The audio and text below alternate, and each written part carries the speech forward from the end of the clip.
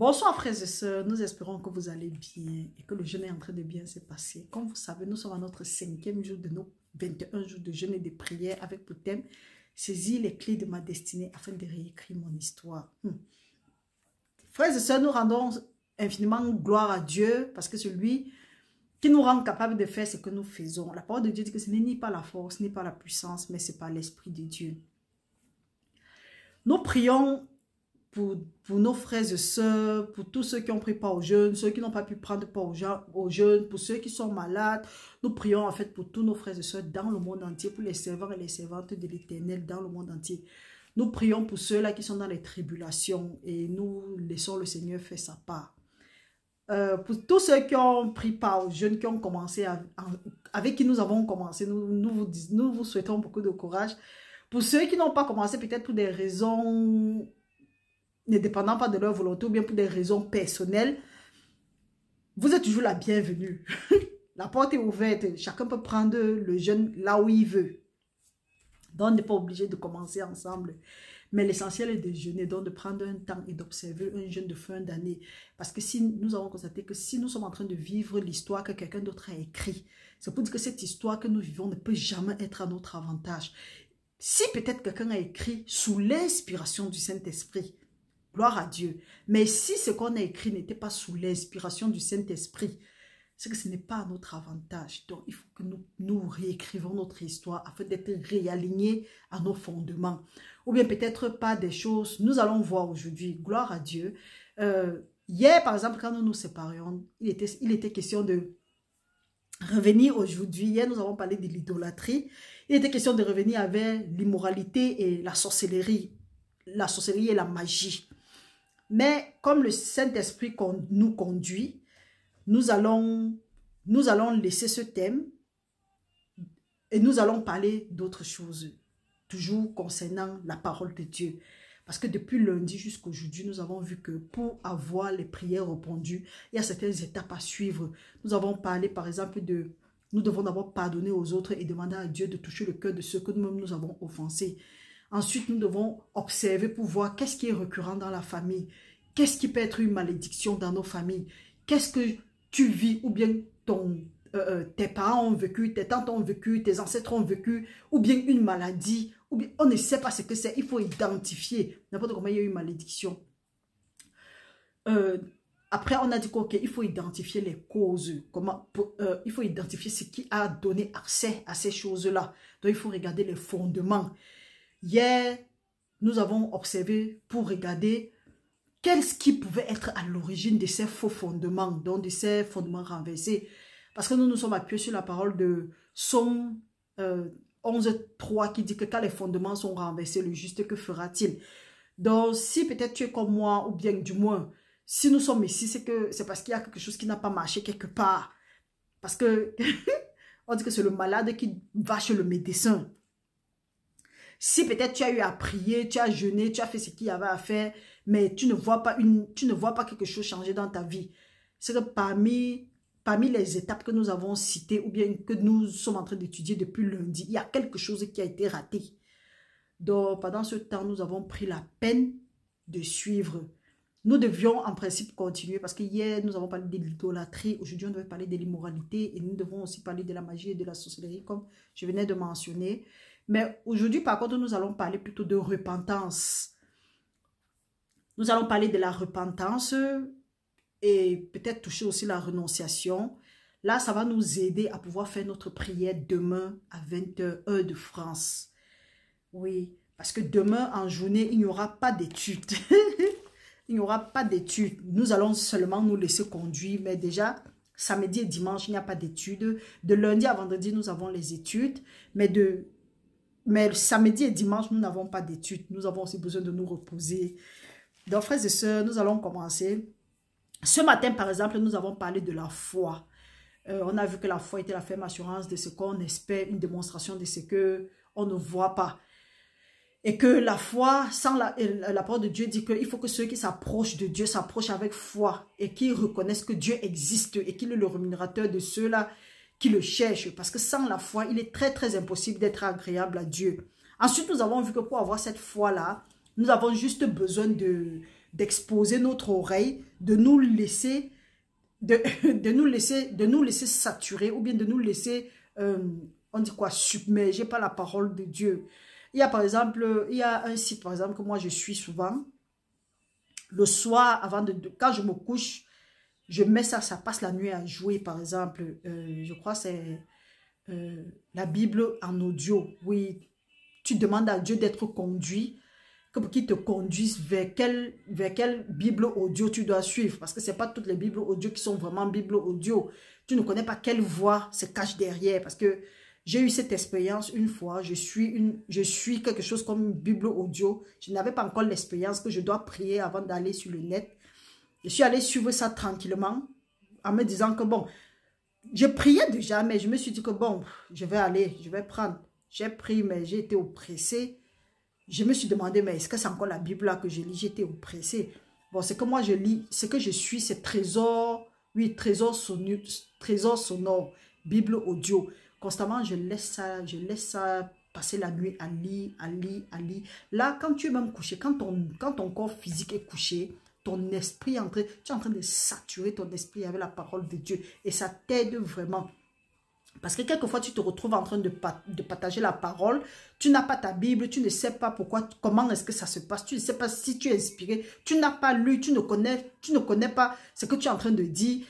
Mais d'un moment à l'autre, quand tu parles, il y a les passages bibliques avec lesquels tu peux appuyer ce que tu es en train de dire. Là, une fois, j'étais un peu curieux de dire que, mais qu'est-ce qui n'a pas marché? Pourquoi est-ce que je me retrouve en train de citer la parole de Dieu? Même si je n'ai pas les cotations, je citais la parole de Dieu. Avant que le Saint-Esprit me dise, il y a un passage qui dit que quand on va vous entraîner vers les juges, ne vous souciez pas de ce que vous allez dire. Le Saint-Esprit va vous dire ce que vous allez dire à ce moment. C'est là où j'ai dit, ah, voilà ça.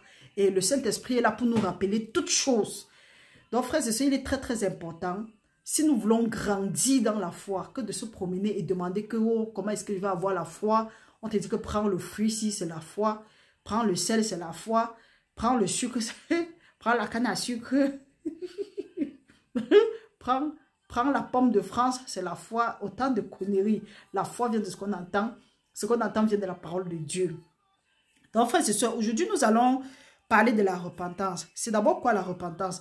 La repentance, c'est le fait de reconnaître ses erreurs, de regretter et de se détourner de la voie où on avait pris, de cette voie-là. Parce qu'une bonne repentance, en tout cas, quand tu as fait une bonne confession, la repentance est automatique. Nous allons lire quelques passages avant de continuer. Allons lire dans 2 Corinthiens. Pour ceux qui disent que moi je m'exprime mal en français, vous allez m'excuser. C'est ce que vous comprenez, non? Oui, alors dans 2 Corinthiens, très bien, 2 Corinthiens 7, du verset 8 au verset 10. La parole de Dieu nous dit, nous allons nous en tenir au verset 10, mais nous allons commencer à 8. La parole de Dieu dit, « Quoique je vous ai attristé par ma lettre, je ne m'en repens pas. Et si je m'en suis repenti, car je vois que cette lettre vous a attristé, bien que momentanément, je me réjouis de cette heure, non pas de ce que vous avez été attristé, mais de ce que votre tristesse vous a porté à la repentance. Car vous avez été attristé selon Dieu, afin de ne recevoir de notre part aucun dommage. En effet, la tristesse selon Dieu produit une repentance à salut, dont on ne se repent jamais, tandis que la tristesse du monde produit la mort. » Vous savez, je rends gloire à Dieu parce que avec ça, nous allons comprendre beaucoup de choses. La parole de Dieu dit que la tristesse selon le monde conduit à la mort. Parfois, quelqu'un est triste parce que on l'a attristé dans le monde, du moins pas dans le monde, ou bien les gens l'ont attristé. Ce qui fait que ça fait qu'on refuse de pardonner d'autres personnes. Ou bien, quelqu'un est triste parce que l'autre l'a poignardé par le dos. Non, tu n'as pas à être triste. La parole de Dieu dit ceci. Si tu es triste le jour là, c'est que ça va plutôt créer en toi le ressentiment. Là, tu vas chercher à te venger. La parole de Dieu dit que, en principe, Si tu es triste selon le Seigneur, ça va plutôt te pousser à la repentance. Parce que quand tu es triste selon le Seigneur, tu regrettes plutôt ce que tu as fait au Seigneur. Tu regrettes plutôt ce que tu as fait au Seigneur, disons comme ça là, parce que tu as brisé les commandements de Dieu. Quand Dieu dit que aime ton prochain comme toi-même, ou bien aime Dieu de tout ton cœur, de toute ton âme, de toute ta force, tu passes ton temps à dire que oui, tu aimes Dieu, papa, mais tu ne fais qu'à ta guise. Là, le jour que la vraie repentance, c'est pour ça que le jour que tu te repens vraiment, tu vas te rendre compte, tu vas changer. Donc, il y a parfois une catégorie de personnes, quand tu dis que non, ce que tu fais là n'est pas bien, il dit que ne me juge pas. Dès que tu commences à dire que ne me juge pas, là, Dieu nous demande le discernement. Tu sens que la personne ne s'est pas encore repentie. Parce que quand quelqu'un se repent, quand quelqu'un a été touché par Dieu, il y a une transformation dans sa vie. Pas le folklore que les gens font souvent. Parce que quand quelqu'un change, quand quelqu'un se repent, quand quelqu'un confesse ses péchés, il reconnaît ses torts et il se repent. Tu ressens. Celui qui refuse de se repentir, ou bien celui qui refuse complètement, tu sens un certain orgueil, ou bien on dit un certain orgueil. Il y a un certain orgueil en la personne. Généralement, dans les églises, on disait que non, repentez-vous, confessez vos péchés, repentez-vous. Tu vois des gens pleurent. Dès que l'église est finie, ou bien quand le pasteur dit que tournez-vous saluer quelqu'un, tu oublies même que c'est celui-là qui pleurait tout à l'heure quand on a dit repentez-vous. Si peut-être il ou elle avait les différends avec une autre personne, il va refuser de saluer, il ou elle va refuser de tendre la main à l'autre là. Pourtant, tout à l'heure on a dit repentez-vous, confessez vos péchés. Elle a même fait, ou bien il a fait jusqu'à parler en langue. Mais après il se tourne, il refuse de saluer une autre personne.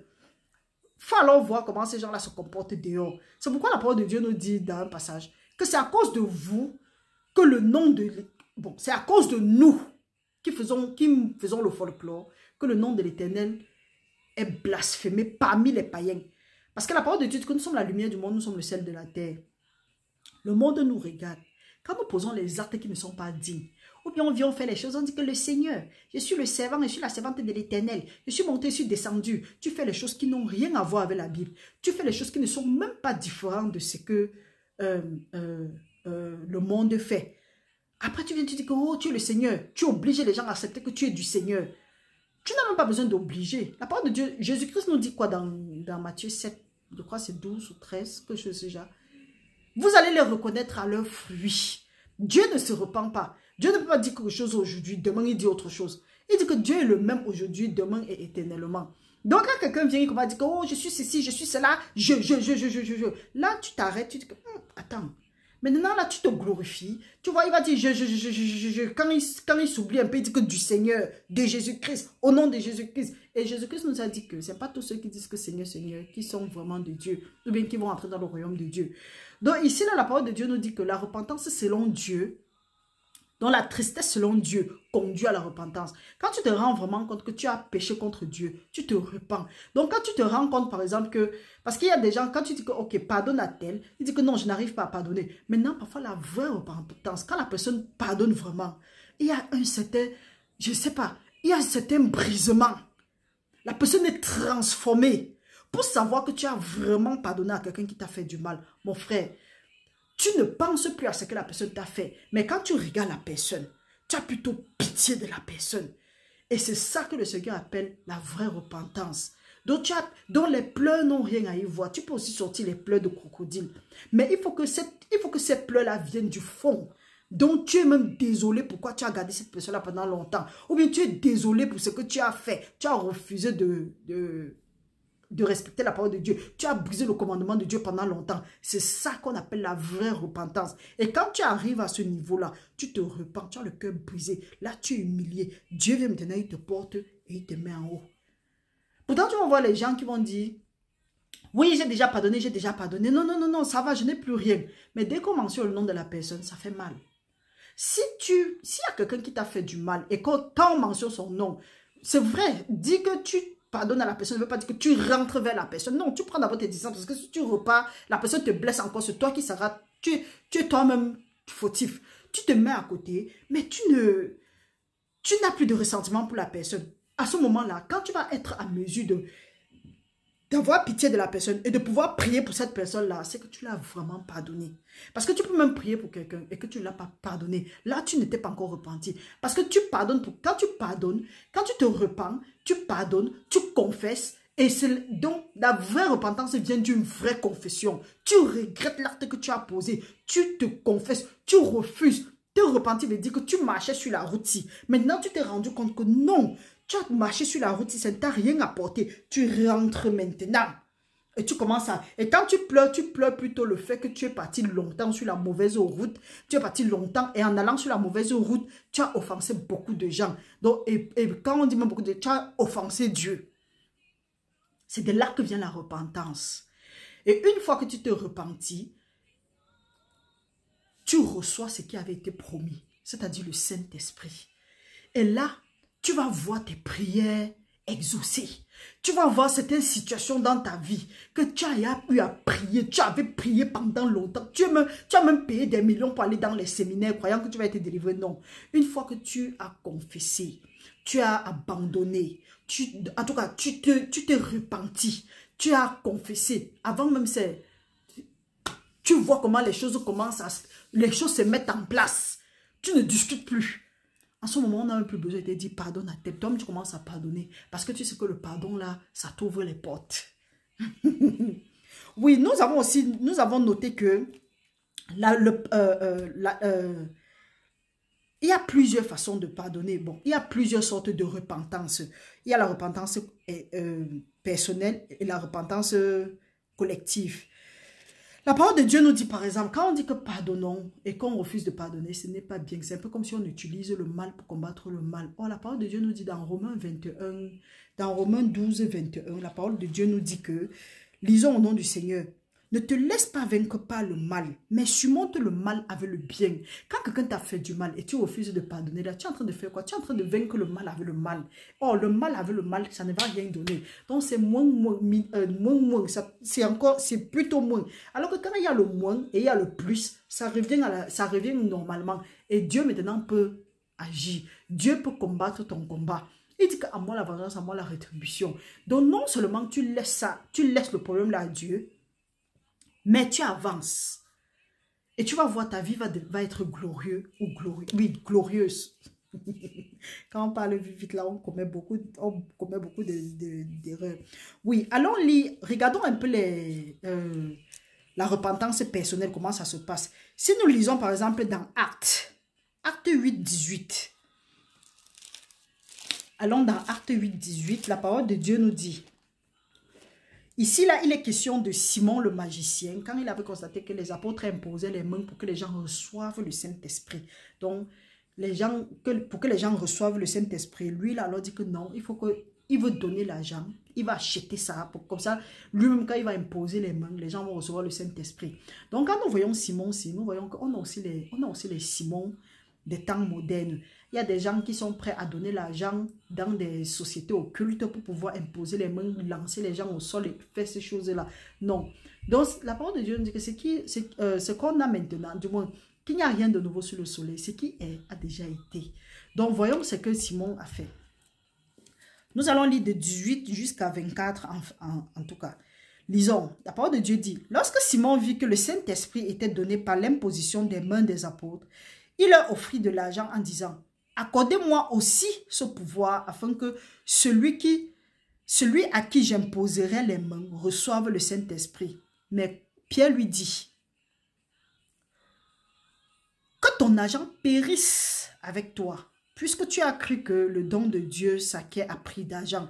Il n'y a pour toi ni pas ni l'eau dans cette affaire, car ton cœur n'est pas droit devant Dieu. Repends-toi donc de ta méchanceté et prie le Seigneur pour que la pensée de ton cœur te soit pardonnée. Vous voyez que le fait de ne pas croire au Seigneur Jésus, que ça nous amène à quoi? La parole de Dieu dit qu'il faut que ceux qui s'approchent de lui sachent que Dieu existe et qu'il est le rémunérateur de ceux-là qui le craignent. Donc, une des raisons pour laquelle nous devons nous repentir, parce que parfois quand tu dis à quelqu'un, repens-toi, il se dit que non, c'est parce qu'il a forcément péché. J'ai eu à dire ça à une sœur, que non, quand il te dit repens-toi, ce n'est pas que oui, forcément tu as péché. Il y a des choses que tu as fait que tu n'es même pas au courant. C'est pour ça que tu dis que Seigneur, je me repens des péchés connus et inconnus. Parce que ce que tu connais, tu as reconnu, tu as confessé et tu te repens. Maintenant, ce que tu ne connais pas, Seigneur, je me repens, ramène à ma mémoire les péchés par lesquels je te résiste. Parce que quand toutefois tu fais la même chose, même si tu ne connais pas, ça c'est une iniquité. Ici là, Pierre est remonté contre Jésus-Christ, pas contre Jésus-Christ, contre Simon-Pierre. Quand nous lisons avant, Pierre dit que ton argent périsse avec toi, puisque tu as cru. Donc, le fait seulement de penser, de concevoir, Jésus-Christ a dit que si tu regardes une femme et tu as les intentions, même seulement, une femme qui n'est pas ta femme, et tu as les intentions seulement, tu as déjà péché dans ton cœur. Donc, quand tu viens devant Dieu, parce qu'il a dit que tu manques de sagesse, demande à Dieu, mais demande avec foi, sans douter. Parce que si tu doutes, tu es un homme irrésolu. Donc, le fait seulement de penser que... est-ce que Dieu existe vrai? Ou bien les gens viennent te dire, ah, le Dieu là que tu sais, tu es sûr qu'il existe, ça commence à faire comme ça dans ta tête. Non, tu dois t'élever au-dessus de tout. Donc tu dois amener tout raisonnement qui s'élève au-dessus de la connaissance du Seigneur Jésus-Christ. Tu dois les amener en captivité à l'obéissance du Christ. Donc tu ne dois pas concevoir ces pensées-là que ça peut être vrai. Dès que tu crois même seulement un peu de nez, donc dès que tu as seulement un peu le doute, tu as tout raté. Donc, comme demain, nous allons commencer nos prières et d'autres jours aussi, restez focalisés. Quand on prend la parole de Dieu, comme nous avons appris aujourd'hui avec la foi, quand tu prends la parole de Dieu, crois que c'est Dieu même, c'est Jésus-Christ lui-même. Parce qu'il nous dit dans sa parole, dans Jean 15:7, que si mes paroles demeurent en vous, et que vous demeurez en moi, demandez ce que vous voulez, et cela vous sera donné. Maintenant, quand nous lisons dans 5 ou dans 3, il dit que sans moi, vous ne pouvez rien faire. Donc, sans Jésus-Christ, sans la parole. Il y a un passage de la parole qui dit que toute chose a été faite par Jésus-Christ et rien de ce qui n'a été fait sans Jésus-Christ. Qui est cette parole? Il y a encore un passage qui dit que, toujours dans Jean 14, oui, il dit, si vous m'aimez, gardez mes paroles et demandez ce que vous voulez, ça vous sera accordé. Donc, gardez mes paroles, c'est ça ta foi, rien d'autre. Donc, nous voyons ici là que le fait d'avoir ces paroles-là, tu dois croire à ces paroles. Parce que ici, Simon a cru. Il a juste cru dans son cœur qu'il pouvait acheter l'affaire de Dieu. Vous voyez que tout, c'est une question de cœur. C'est pour ça que Dieu nous exhorte à garder notre cœur plus que toute autre chose. Parce que c'est d'elle que viennent les sources de vie. Le fait seulement que Simon ait cru qu'on pouvait acheter la chose de Dieu, à cause de ça, Pierre lui a demandé de se repentir. Il dit, puisque tu as cru que le don de Dieu s'acquiert à prix d'argent, il n'y a pour toi ni pas ni l'eau dans cette affaire, car ton cœur n'est pas droit devant Dieu. Donc le fait de croire seulement au négatif, là c'est le doute. Maintenant, qu'est-ce qu'il dit? Repens-toi donc de ta méchanceté et prie Dieu pour que les pensées de ton cœur, prie Dieu pour que les pensées de ton cœur te soient pardonnées. Donc voilà quelque chose que nous devons faire. Que ce soit toi, que ce soit moi, à l'instant là, peu importe où tu es, tu dis Seigneur, aujourd'hui je connais que j'ai appris que quand les pensées de mon cœur ne sont pas droits, je suis sur le chemin de la méchanceté. En ce jour, merci Seigneur, je reconnais que j'ai souvent été méchant parce que j'ai souvent douté de ta parole. Père éternel, je te demande de me pardonner et que tout acte que l'ennemi gardait encore pour me condamner parce que je ne croyais pas que tu existais, je te demande pardon et je me repens de ma méchanceté à partir de maintenant au nom puissant de Jésus-Christ. Que tout ce que cet esprit d'incrédulité m'a volé, ta parole dit que quand on attrape le voleur, il doit remettre au septième tout ce qu'il a volé, tout ce qui se trouve dans sa maison. Que tout esprit d'incrédulité, tout ce que tu m'as volé, je demande ça au septuple maintenant, avec tout ce qui se trouve dans ta maison, sans quoi que le jugement qui est écrit soit exécuté sur toi. Au nom puissant de Jésus-Christ, j'ai prié. Amen. Tu fais ça, tu quittes sur ça. Rien de plus. Rien de plus. Celui qui avoue ses péchés, les délaisse, obtient miséricorde. Et quand tu as fait ça, tu ne reviens plus avec. Tu ne restes plus. Tu dis que, est-ce que Dieu... tu quittes sur ça. Tu dis que oui, Dieu existe. Dieu a dit, sa parole va se manifester. Et tu avances ta route. Ça, c'est par exemple la repentance personnelle. Donc, Pierre demandait à Simon d'aller se repentir. De se repentir. Maintenant, quand nous regardons aussi dans le livre de 1 Chronique 21, 25, nous voyons Akab, le mari de Jézabel. La parole de Dieu dit que Akab était vendu au péché parce qu'il a commis toutes sortes de mauvaises choses. Aller vers les Baals, Nous allons lire quelque chose ici, là. Et vous allez voir pourquoi est-ce que Dieu déteste... Vous allez comprendre pourquoi est-ce que Dieu déteste l'idolâtrie. Lisons au nom du Seigneur. 1 Roi, chapitre 21, nous allons commencer à lire à partir du 25 jusqu'au 29. La parole de Dieu dit, il n'y a personne qui se soit vendu comme Akab pour faire ce qui est mal aux yeux de l'Éternel. Et Jézabel, sa femme, l'y excitait. Il a agi de la manière la plus abominable en allant après les idoles, comme le faisaient les Amoréens que l'Éternel chassa devant les enfants d'Israël. Après avoir entendu les paroles d'Élie, Akab déchira ses vêtements, il mit un sac sur son corps et il jeûna. Il couchait avec ce sac et il marchait lentement. Et la parole de l'Éternel fut adressée à Élie, le Chibite, en ces mots. As-tu vu comme Akab s'est humilié devant moi? Parce qu'il s'est humilié devant moi, je ne ferai pas venir le malheur pendant sa vie. Ce serait pendant la vie de son fils que je ferai venir le malheur sur sa maison. Donc maintenant, Akab a mangé les raisins verts. Son fils devait payer. Son fils devait avoir les dents qui font mal. Maintenant, son fils peut avoir cette grâce-là. S'il se repent, il renonce. En tout cas, il confesse ses péchés. Il confesse les péchés de Akab. Il se repent, il renonce et il demande la miséricorde et la compassion de Dieu. Donc, peu importe ce que nos ancêtres ont fait et qu'aujourd'hui ça joue sur nous, nous avons cette grâce-là maintenant que nous pouvons confesser, nous repentir, demander pardon, obtenir miséricorde et ne pas suivre le même chemin. C'est ça qu'on dit. Donc, rentrer, laisser la route qu'ils avaient pris là, rentrer maintenant. Donc, si tu es fatigué, tu dis que oh, tu as trop prié, c'est sûr que c'est quelque chose qui est générationnel et autres. Dieu te dit aujourd'hui que tu as la possibilité de renoncer à ça et de rentrer sur la bonne route. Et il va te bénir au nom de Jésus-Christ. Donc, nous voyons ici là que la repentance est personnelle. Et nous allons aussi constater que la repentance peut aussi être collective. La repentance est collective. Nous pouvons aller lire ça dans Jonas. Nous pouvons lire ça dans Jonas. Jonas 3.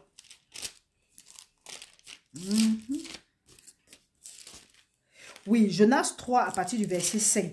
Ici, là, Dieu avait demandé à Jonas d'aller à Ninive parce que Ninive avait trop péché contre Dieu, que dans 40 jours, Dieu devait détruire Ninive.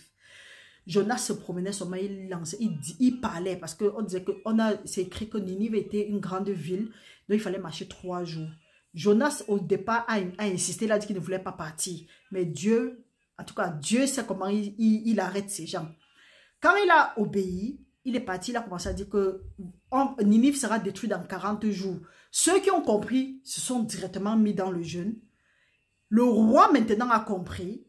Lui aussi, il a déchiré son habit de la royauté et il a appelé, il a dit que même jusqu'aux nourrissons qui sont sur le sein de leur mère, chacun doit jeûner et prier. Et ils se sont humiliés, ils se sont repentis. Nous pouvons lire ça. La parole de Dieu dit, lisons au nom du Seigneur. Nous pouvons commencer à 1, pas à 3. La parole de l'Éternel fut adressée à Jonas une seconde fois en ces mots. Lève-toi, va à Ninive, la grande ville, et proclame-y la publication que je t'ordonne. Et Jonas se leva et alla à Ninive, selon la parole de l'Éternel. Or, Ninive était une très grande ville de 3 jours de marche. Jonas fit d'abord dans la ville une journée de marche. Il criait et disait, encore 40 jours et Ninive est détruite. Les gens de Ninive crurent. On dit que les gens de Ninive crurent. Donc le problème, c'est de croire d'abord. Les gens de Ninive crurent à Dieu. Ils publiaient un jeûne et se revêtirent de sacs depuis les plus grands jusqu'aux plus petits. La chose parvint au roi de Ninive. Il se leva de son trône, ôta son manteau, se couvrit d'un sac et s'assit sur la cendre. Nous voyons dans l'Ancien Testament que les gens avaient l'habitude d'utiliser la cendre et le sac pour humilier leur âme. Mais nous voyons que Jésus-Christ est venu, il a accompli cette loi. Il a dit que non, quand tu jeûnes, on ta face. Je reviens ici pour dire que pardon, laissez les enfants de Dieu tranquilles. Les gens ont les problèmes ici dehors. On passe le temps à dire que dim de Melchizedek, ou bien c'est quoi. Jésus-Christ a dit, donnez sans contrainte ni tristesse. Quand tu donnes un verre d'eau à un enfant, c'est à moi que tu donnes.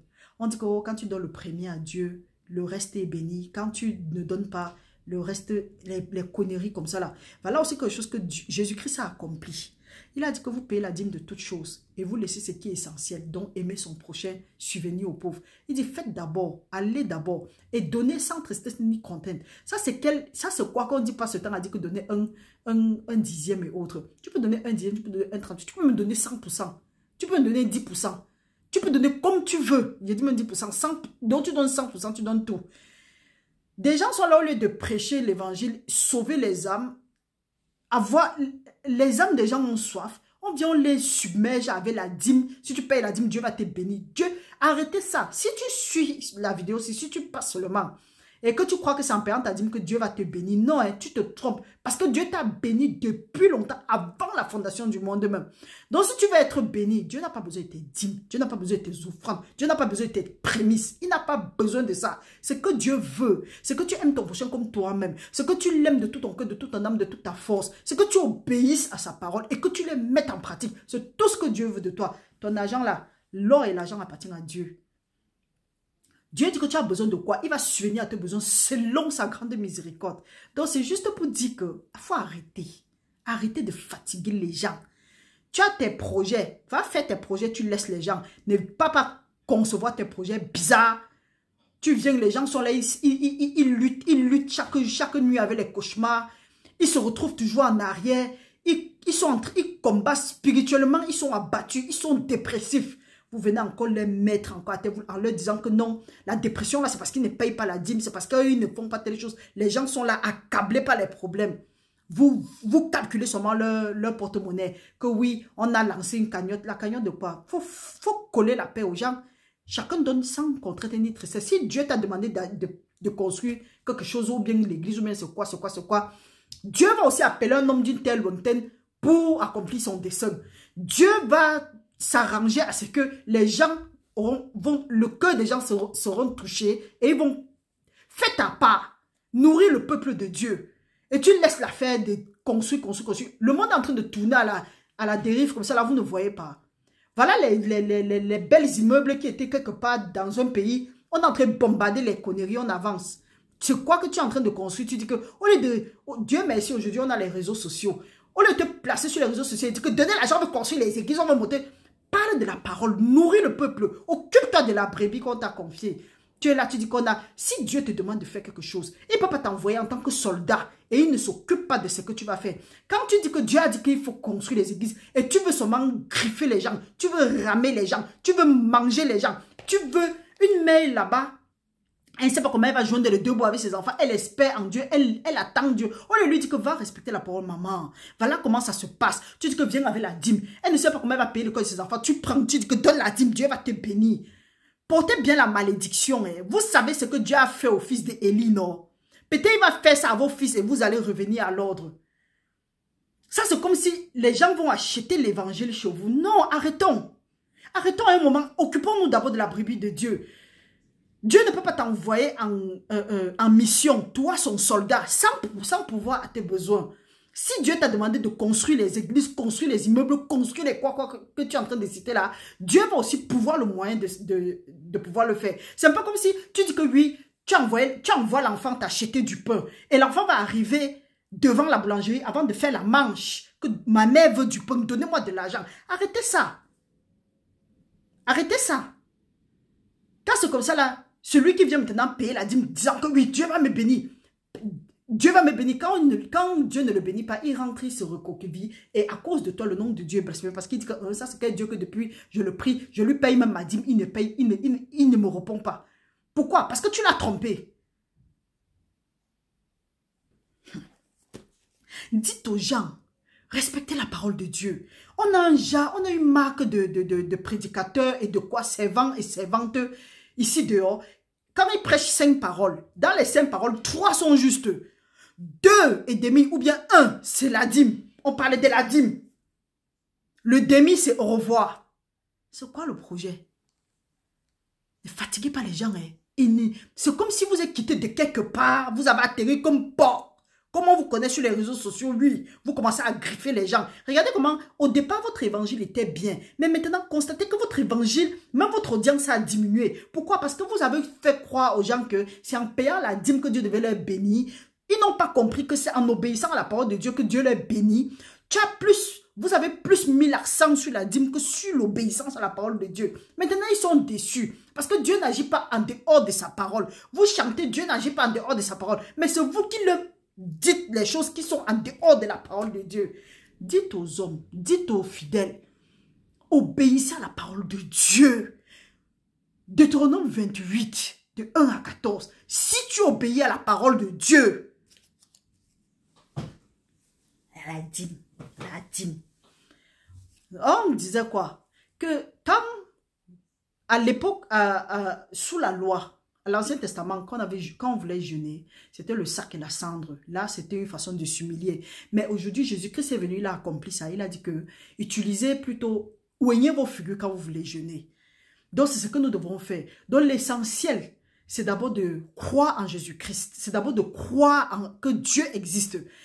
Quand nous voyons le roi de Ninive a écouté, il a déchiré son manteau de royauté, il est aussi entré dans le jeûne, il a dit que tout le monde dans le jeûne.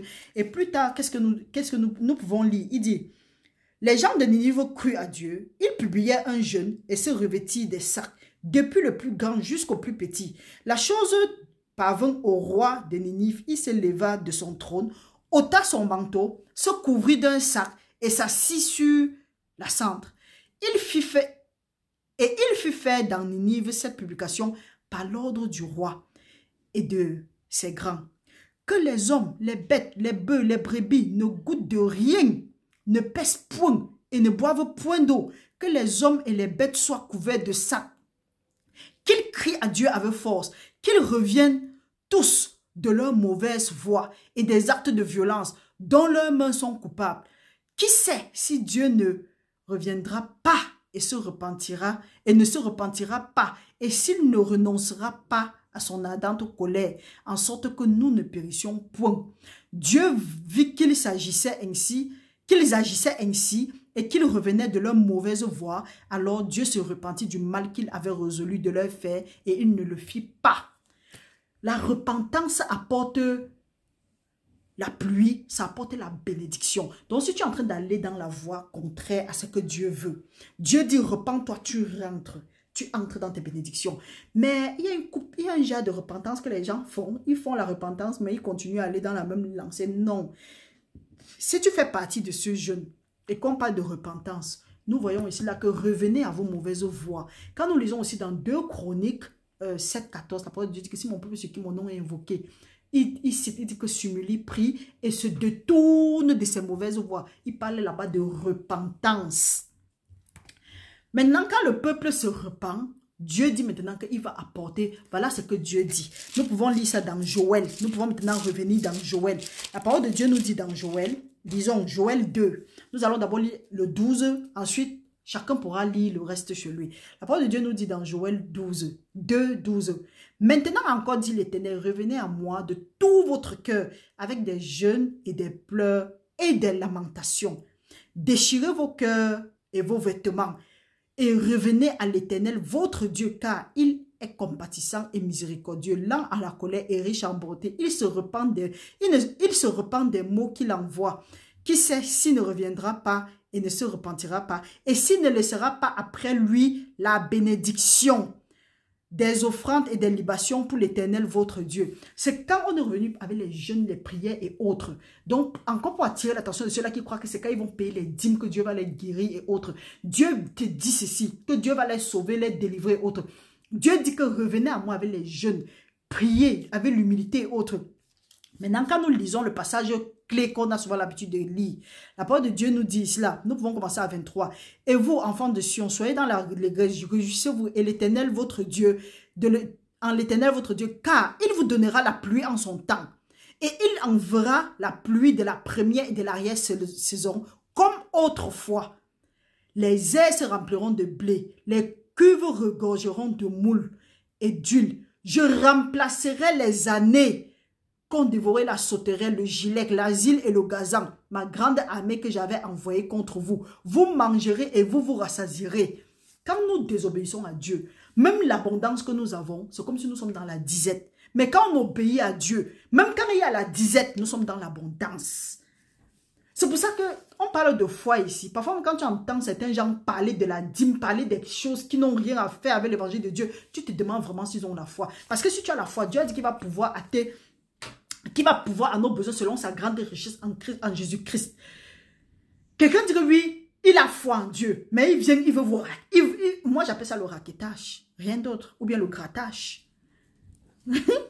Donc la parole de Dieu nous demande de nous repentir. Donc même toi qui prends les dîmes et les offrandes des autres, tu déplumes le peuple de Dieu. Tu dis qu'il t'a dit de construire les églises là. Hey, il faut te repentir. Parce que si tu ne te détournes pas de tes mauvaises voies, déjà même ton audience a baissé. Vos audiences ont baissé. Regardez déjà. C'est déjà comme ça là, la frappe de Dieu. Donc Dieu a commencé. Il a dit que le jugement commence pas dans la maison du Seigneur. Continuons donc. Donc, frères et sœurs, ce que nous allons faire, c'est que la repentance, nous allons aussi comprendre que la repentance va main dans la main avec la restitution. Quand la parole de Dieu dit que tourne-toi de tes mauvaises voies et reviens, que tu aies pratiqué la sorcellerie, parce que nous avons vu le cas de Akab. Akab a pratiqué la sorcellerie avec sa femme Jézabel. Ils sont partis vers les idoles. Mais nous voyons comment est-ce que Akab est devenu humilié devant Dieu et Dieu l'a exaucé. Pourquoi? Akab s'est repenti. Il a laissé la mauvaise route qu'il avait prise. Il est revenu maintenant à Dieu et Dieu l'a sauvé. Donc je ne sais pas, peut-être tu as pratiqué le vaudou, l'obadja, l'occultiste, tout ce que tu as pu pratiquer et tu ne sais pas si ça va se passer. C'est faisable. Il faut que quelqu'un te dise que non, viens, moi je vais t'aider. Ce n'est pas quelqu'un qui délivre. Jésus-Christ délivre peut-être au travers de quelqu'un. Dieu fait ça. Mais toi-même, tu peux encore aller, tu pries, si tu as la foi, tu prends ce que Dieu a dit, tu prends ça, tu arrêtes. Toute pensée qui va venir, tu dis que Dieu a dit. Et tu restes comme ça. Tu dis, Seigneur, tu as dit que tu veux m'entourer des chants de délivrance. Tu arrêtes les conneries qu'on dit que oui, viens, on prie pour toi une fois, on dit donne. On finit de faire quelque chose, on dit donne. Arrêtez ça. Arrêtez à un moment, on est fatigué de vous. Le dehors a fatigué les gens. Après Corona a exposé tous ces gens-là qui disaient que non, quand tu es à la maison, tu ne peux pas louer Dieu. Il faut louer Dieu dans les temples. Corona vous a exposé. Maintenant, vous êtes venu encore avec un nouveau modèle. Attendez, non. Continuez le massacre. Nous voyons que la repentance marche main dans la main avec la restitution. Il y a des gens qui ont fait du mal aux autres. Tu te repens, oui, tu te repentis, tu as laissé, tu as abandonné. Mais est-ce que tu as restitué ce que tu as fait ou bien ce que tu as... Je ne sais pas. Il y a certaines choses. Nous allons lire un passage. Allons d'abord dans Luc. Allons dans Luc 19, du verset 9 au verset 10. Luc 19 nous dit, du verset 9 au verset 10, la parole de Dieu dit, nous allons commencer à 7. Voyant cela, tous murmuraient et dirent, il est logé chez un homme pécheur.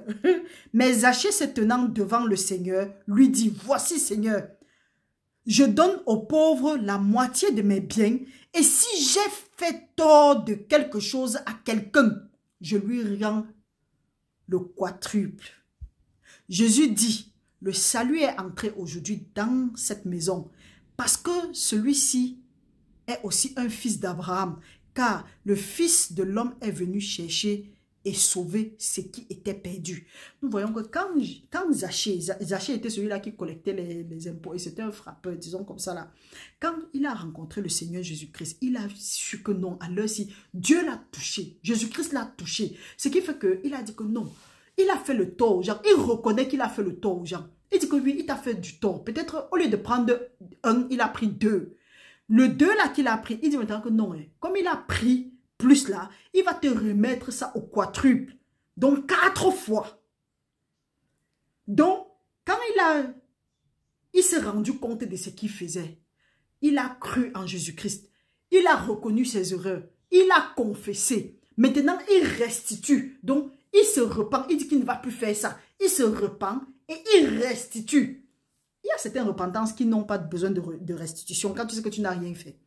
Mais les vous là, qui avez pratiqué sur les gens, qui avez pratiqué sur les enfants des autres, parce que vous voulez que vos enfants soient en haut, ceux-là soient en bas, qui avez pratiqué pour que le mari de tel laisse sa femme pour venir vous prendre, ou bien que la femme de tel laisse son mari pour que vous preniez. Vous qui avez fait la sorcellerie, vous qui avez fait des trucs bizarres, vous escroquez les choses des gens, vous construisez vos maisons sur le sang. Quand on dit le sang, les gens travaillent, vous ne payez pas. Vous construisez vos maisons avec les choses volées des autres. Maintenant, tu es dans le Seigneur. Tu n'as pas pris le temps d'aller restituer. Tu es là chaque jour, tu pries, tu dis que hey, arrête le théâtre et arrête de mettre la malédiction sur toi et sur tes enfants. Va faire la restitution. Certes, tu ne fais plus ça. Tu t'es repenti. Va faire la restitution. Parce que si bien même quand bien même tu vas faire la restitution, quand bien même tu vas même renoncer à tout ça, si tu n'as pas encore fait la restitution, voilà l'acte dont les ordonnances vont continuer à te condamner. L'ennemi va toujours utiliser ça pour ta voix. Donc s'il y a les restitutions à faire, va faire. Si tu ne peux plus faire, si tu ne connais pas comment est-ce que tu vas faire, tu peux même m'appeler. Ce qui est sûr que si Jésus-Christ a touché ton cœur, tu ne vas pas dire que non, tu as peur ou bien tu as honte. Parce que l'ennemi va toujours te dire que donc tu as fait ça et tu vas aller avouer. Ils vont te tuer. Laisse qu'ils te tuent. Mieux vaut avoir peur de Dieu et obéir à Dieu que d'avoir peur de l'homme. La parole de Dieu dit que celui-là qui tue la chair n'est pas peur de lui, mais aie peur de celui qui peut tuer et la chair et l'âme. Donc si tu as fait quelque chose à quelqu'un, frères et sœurs, si nous avons fait quelque chose à quelqu'un et que la personne souffre aujourd'hui, allons faire la restitution. Parce que si nous avons fait les choses aux gens, disant que c'est même qui là-bas, ok, c'était de l'ignorance. Aujourd'hui, par mégarde, la personne à qui vous avez fait du mal a accepté le Seigneur Jésus-Christ comme son Seigneur et son Sauveur, et la prunelle de l'œil de Dieu. Là maintenant, tu vas lire si tu ne restitues pas. Même si toi-même tu as accepté le Seigneur, il y a quelqu'un qui avait dit que quand on est en Christ, les choses anciennes sont passées, voilà, toutes choses deviennent nouvelles. Les choses anciennes là sont les mauvaises attitudes que tu avais. Maintenant, quelqu'un ne peut pas être là, il souffre à cause de toi.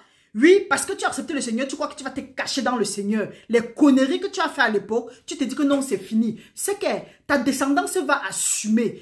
Nous avons vu Akab. Le Seigneur a dit que non, Akab s'est humilié. Il va maintenant mettre ça plutôt sur sa descendance. Peut-être toi, tu t'es humilié. Maintenant, tu vois ta descendance est en train de croupir. Au lieu d'avouer, fais la restitution et quitter sur ça. Tu es là, tu insistes. Tu insistes. La parole de Dieu dit, celui qui ferme son oreille afin d'écouter la loi, même sa prière passe pour une malédiction. Donc mon frère, ma soeur, je ne sais pas où nous en sommes. Demandons au Seigneur, examinons-nous pour savoir si nous sommes dans la foi. Parce que ça ne sert à rien de passer le temps à prier. Demain, on va entrer dans les prières intenses. Tu viens aussi, tu es là, alors que tu connais que tu te repentis, tu as confessé, tu as demandé pardon, tu te repentis. Dieu dit que va faire la restitution. Tu ne fais pas. La parole de Dieu nous dit dans Proverbe 18, 21, qu'on ne tienne pas celui-là qui vole pour son ventre pour innocent, mais que quand le voleur est arrêté, il va remettre au septuple tout ce qu'il a volé et tout ce qui se trouve dans sa maison. La parole de Dieu dit que le rouleau volant va atterrir dans la maison du voleur et de celui-là qui juge. Tu penses que c'est parce que tu es dans le Seigneur que c'est bon? Oui, il y a la miséricorde. La miséricorde est sans jugement. Mais le jugement de Dieu en ce qui concerne la restitution, reste là. Va faire la restitution. C'est pour ça que c'est là. Nous voyons l'exemple de Zachée. Zachée, le salut est arrivé. Il a eu la délivrance. Il dit que non, à l'heure-ci, il faut que j'aille restituer ce que j'avais pris. Donc la repentance marche aussi avec la restitution. Donc si pendant longtemps tu dis que je me repens, les choses ne bougent pas. Regarde si tu n'as pas les restitutions à faire. Regarde si tu n'as pas les restitutions à faire. Parce que si tu as les restitutions à faire, si tu as souhaité du mal à quelqu'un, arrange-toi. Quand on parle, on dit que nous on parle. C'est mieux de parler, on sonne les trompettes. Donc frères et sœurs, examinons-nous nous-mêmes, regardons si nous sommes dans la vérité. Et une fois que nous avons fini ça, nous demandons maintenant à être remplis du Saint-Esprit. Parce que la parole de Dieu dit que c'est à nous que ça a été donné. Que croyez au Seigneur Jésus-Christ, repentez-vous et recevez ce qui avait été promis. Nous pouvons lire ça, je crois que c'est dans... Je ne sais pas, je crois quand même c'est dans Actes. Il dit que repentez-vous et obtenez ce qui avait été promis. La parole de Dieu nous dit.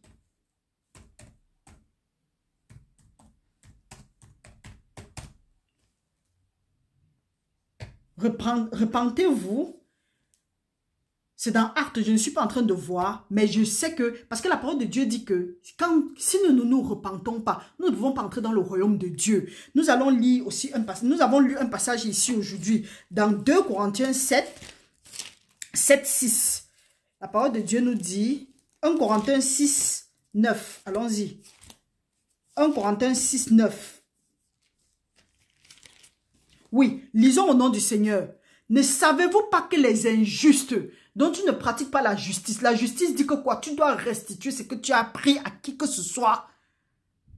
La parole de Dieu nous dit, ne savez-vous pas que les injustes n'hériteront point le royaume de Dieu? Ce n'est pas étonnant que tu aies payé les dîmes. Tu as fait tout ce qu'il faut faire. Tu as payé les sacrificiels. Tu as jeûné, tu as fait. Rien ne se passe. Pourquoi? Parce que tu n'as pas pratiqué la justice. Le Seigneur dit ceci, que cherchez premièrement le royaume de Dieu et sa justice. Et le reste vous sera accordé. L'autre façon de chercher la justice là, c'est de faire ce que Dieu nous demande de faire. Dieu dit que nous devons pratiquer la justice, pas l'injustice. Lisons au nom du Seigneur. Il dit, ne savez-vous pas que les injustes n'hériteront point le royaume de Dieu? Le royaume de Dieu, c'est quoi? Le problème que tu es en train de chercher depuis là, peut-être le royaume de Dieu, la réponse est attachée à ce que tu as eu à faire, à ce que tu dois aller... tu dois les restituer. Oui, tu as pardonné ceux-là qui t'ont fait du mal. Mais le pire, c'est que généralement, ce sont les gens qui sont attachés, qui doivent restituer des choses, qui savent garder dedans. Mais je ne vous en veux pas, je prie toujours pour vous. Mais je sais quand même que ça, c'est l'ennemi. Ça, c'est le diable, c'est les agents des ténèbres qui vous gardent prisonniers. Parce qu'en faisant ça, tu es là, tu es fâché de ce qu'on t'a fait. Tu oublies ce que tu as fait aux autres. Imagine comment tu es fâché ici de ce qu'on t'a fait. Tu peux imaginer ce que l'autre aussi de son côté est en train de penser. Et oubliant que si de l'autre côté, l'autre par exemple est un orphelin, est une veuve, est un pauvre, ou bien il a accepté le Seigneur Jésus-Christ, tu peux imaginer ce que tu peux endurer ici. Repentons-nous et recevons ce qui avait été promis. Faisons les restitutions. Zachée a reçu le Seigneur Jésus-Christ, il s'est repenti et il a dit qu'il va faire la restitution. Prenons l'exemple de ce qui est là. La parole de Dieu nous dit, ne vous y trompez pas, ni les impudiques, ni les idolâtres, ni les adultères, ni les efféminés, ni les infâmes, ni les voleurs, ni les cupides, ni les ivrognes, ni les outrageux, ni les ravisseurs n'hériteront point le royaume de Dieu. Et c'est là ce que vous étiez quelques-uns de vous. Mais vous avez été lavés, mais vous avez été sanctifiés, mais vous avez été justifiés au nom du Seigneur Jésus-Christ et par l'Esprit de notre Dieu. Donc, frères et sœurs, que celui qui a les oreilles entende ce que l'Esprit dit. Il dit que les injustes. Donc, peut-être tu es là, tu te dis que oui, je suis la justice de Dieu dans le Seigneur Jésus-Christ et tu ne pratiques pas la justice. Tu ne vas pas hériter le royaume de Dieu. Hériter le royaume de Dieu, c'est quoi? Avoir accès aux choses du ciel. Donc, à ce moment-là, il faut savoir, certains gens disent que non, Dieu a dit que pour qu'il demande, le Saint-Esprit va me donner. Est-ce que tu as réuni, est-ce que les conditions sont réunies pour que le Saint-Esprit se mouvoie dans ta vie? Tu es le temple du Saint-Esprit de Dieu, mais c'est à toi de donner l'accès au Saint-Esprit de se mouvoir ou de donner l'accès à autre chose de se mouvoir dans ta vie. Est-ce que les conditions sont réunies pour que le Saint-Esprit puisse se mouvoir? Parce que maintenant, on a besoin du Saint-Esprit pour briser certains jours dans nos vies, pour briser certaines choses qui se passent dans nos vies, pour voir nos choses avancer, pour voir les barrières renversées. Parce que ce n'est ni par la foi ni par la puissance, mais c'est par l'Esprit de Dieu. Pour voir les montagnes rendues, pour voir les montagnes aplanies. Quand on dit, ça c'est payer le prix. Mais sache mon frère, peut-être tu as peur, toi mon frère, toi ma soeur, peut-être tu as peur d'aller faire les restitutions. Fais seulement cette prière. Seigneur, tu as dit que ce que le juste désire, c'est ce qui lui est accordé. Père, tu as dit que tu vas toucher le cœur même de mes ennemis en ma faveur. Père, j'ai fait telle chose, j'ai fait telle autre chose. Papa, touche le cœur de telle personne en ma faveur. De telle sorte que quand je vais venir, que tu aies orchestré les temps et les circonstances en ma faveur au nom de Jésus-Christ. Papa, permets-moi d'aller faire la restitution et que je sois délivré pour toujours. Que de cacher. Que de cacher. La parole de Dieu dit que celui-là qui voudra sauver sa vie va la perdre. Mais celui-là qui est prêt à perdre sa vie pour Jésus-Christ va la gagner. Ça veut aussi dire quoi? Que si tu es prêt à perdre ta vie parce que tu veux la justice, tu vas la gagner.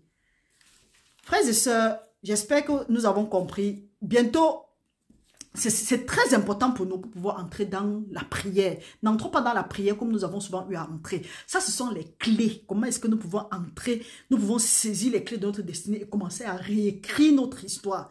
Donc, frère, mon frère, ma soeur, j'ai prie que le Seigneur continue à veiller sur nous. Pour aujourd'hui, je ne crois pas que nous aurons la prière du soir. Restez bénis dans le nom puissant de Jésus-Christ. Soyez entourés des chants de délivrance de l'Éternel. Soyons entourés des chants de délivrance de l'Éternel. Restez bénis. Partagez la vidéo, merci. Moi, je me fatigue déjà doucement de partager la vidéo. Donc, si quelqu'un constate que je n'ai pas partagé, il peut entrer dans la chaîne, prendre, ou bien il peut m'écrire s'il n'a pas la possibilité d'entrer. Restez bénis au nom puissant de Jésus-Christ. Que la bonne œuvre que Dieu a commencé dans nos vies qui mène jusqu'à la fin. Nous nous retrouvons demain à 20 h, heure de France. Demain, samedi et dimanche, il n'y a pas d'enseignement, il n'y a pas de prière. Nous recommençons lundi. Restez bénis au nom puissant de Jésus-Christ et que l'ange de l'Éternel campe autour de nous pour nous arracher du danger. En ce qui concerne les études, là, nous avons suffisamment à lire, nous avons suffisamment à suivre. Et sans compter d'autres manuels, d'autres matériels et d'autres chaînes que nous suivons. Restez vraiment, vraiment bénis et que votre âme soit rassasiée des mets succulents de l'Éternel. Au nom de Jésus-Christ, Amen.